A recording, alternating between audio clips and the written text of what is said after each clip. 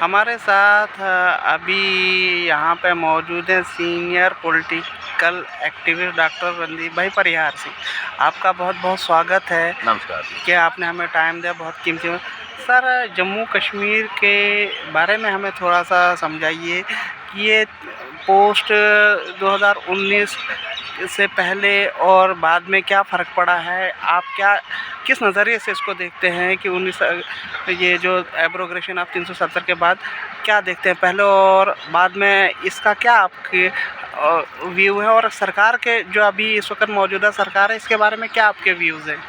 देखिए जी, 5 अगस्त 2019 में एक बड़ा ऐतिहासिक फैसला लिया गया देश के यशस्वी प्रधानमंत्री द्वारा, जिसमें धारा 370 का तोड़ना, 35A को हटाना और जम्मू कश्मीर का विभाजन ही नहीं करना बल्कि स्टेट का रुतबा भी छीनना और 2 यूनियन टेरिटरी बनाई गई, लद्दाख यूनियन टेरिटरी और जम्मू कश्मीर यूनियन टेरिटरी। और उसके बाद लंबे अरसे के बाद 2024 में जब चुनाव हुए विधानसभा के, तो हमने ये देखा कि कश्मीर मेजॉरिटी को सरकार बनाने का मौका मिला और जो जम्मू का मैंडेट था मेजॉरिटी में, उसको सरकार बनाने का मौका नहीं मिला। तो हम ये समझते हैं कि जो जितनी भी कदावायद 5 अगस्त 2019 को की थी वो नाकाम सिद्ध हुई।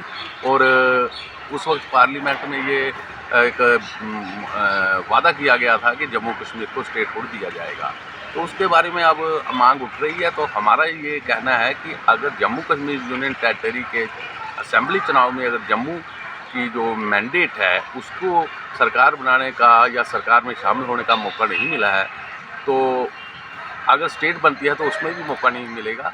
तो हम ये समझते हैं कि स्टेटहुड अगर आपने ग्रांट करनी है तो उसमें आप फर्स्ट लद्दाख को ऐड करें और फिर जम्मू कश्मीर लद्दाख को एक स्टेट का दर्जा दें, और उसके साथ साथ जम्मू कश्मीर और लद्दाख की जो पॉलिटिकल एस्पायरेशंस हैं, पॉलिटिकल उनकी जो स्टेटस है, पॉलिटिकल राइट्स हैं, उनको जो है प्रोटेक्ट किया जाना बहुत ज़रूरी है।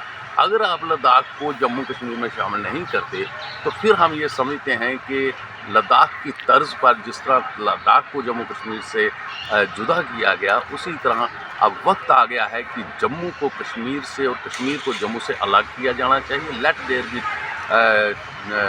कश्मीर यूनियन टेरिटरी और जम्मू यूनियन टेरिटरी, और ये स्टेट भी हो सकती हैं। अब ये बात हम केंद्र पे छोड़ते हैं और लोगों की तो ये कहना है कि हमें स्टेट चाहिए, लेकिन हम ये समझते हैं कि इस वक्त सबसे बड़ा ये है कि जम्मू और कश्मीर को अलग अलग पॉलिटिकली किया जाना चाहिए। सर, इस सरकार के बारे में आपका क्या विचार है जो अभी सरकार चुन के आई हुई? देखिए, ये सरकार जो है, ये सरकार एक रीजनलिज्म को बढ़ावा दे रही है, सेंटर से कशीदगी पैदा कर रही है। और जब चुनाव नहीं हुए थे तब हमने कहा था कि there should be an alliance between NC and BJP so that there should be a very people's government. लेकिन अब ये है, प्रो कश्मीर सरकार बन चुकी है, जम्मू का मैंडेट नादार्द है और इसमें एलजी की पावरें अलग हैं, उमर अब्दुल्ला की पावरें अलग हैं। तो ये अब सरकार जो है नाकाम हो चुकी है, ये लोगों के फैसले लोगों के हित में नहीं ले सकती, और अगर इसने लेने ही है तो there should be a alliance between NC and BJP so that both the parties come together for the sake of masses.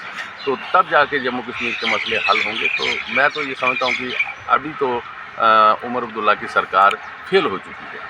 Thank you sir, बहुत बहुत शुक्रिया। आपने हमें बहुत बहुत कीमती वक्त दे दिया। तो आने वाले वक्त में हम आपसे फिर से मुलाकात करेंगे। Thank you so much. धन्यवाद।